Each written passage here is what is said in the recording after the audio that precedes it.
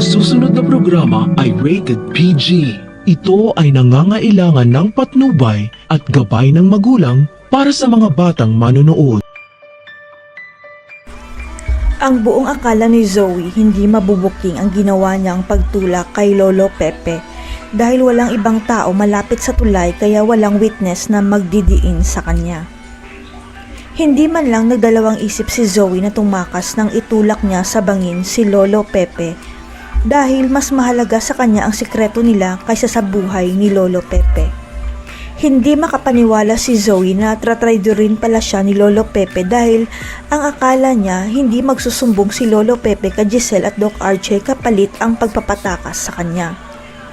Kaya lang nakaka-high blood itong si Lolo Pepe dahil naisipan niyang tumawag kay Giselle para magsumbong at hindi man lang siya naghintay na wala na si Zoe sa tabi niya.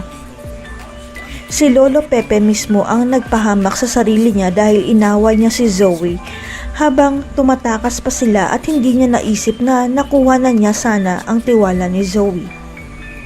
Nagawa ni Zoe na traidorin ang mami niya para maitakas lang si Lolo Pepe dahil sa awa niya tapos traidorin rin pala siya ni Lolo Pepe, yun ang hindi niya matanggap.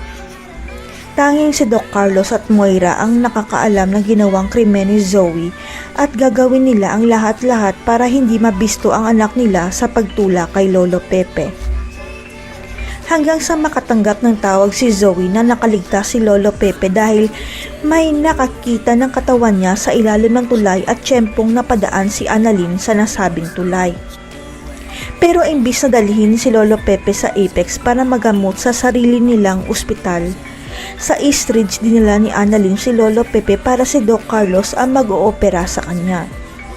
Sa kasamaang palad, makokomatos rin si Lolo Pepe katulad ng nangyari kay Doc RJ at wala pang kasiguraduhan kung kailan magigising si Lolo Pepe para maibunyag ang katotohanan. Kaya habang nagpapagaling si Lolo Pepe sa ospital, mag-iimbestiga ang mga pulis at si Annalyn at babalikan niya ang lugar kung saan nakita ang katawan ni Lolo Pepe.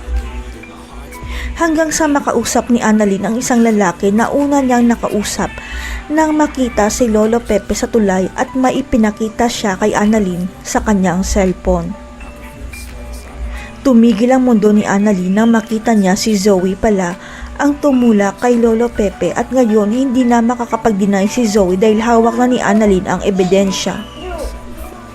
Ang hindi pala alam ni Zoe, may nakakita pala sa pagtulak niya kay Lolo Pepe at nirecord ang ginawa niyang krimen kaya siguradong makukulong na si Zoe dahil murderer siya. Makukulong na kaya si Zoe dahil may witness at ebidensya sa ginawa niya kay Lolo Pepe?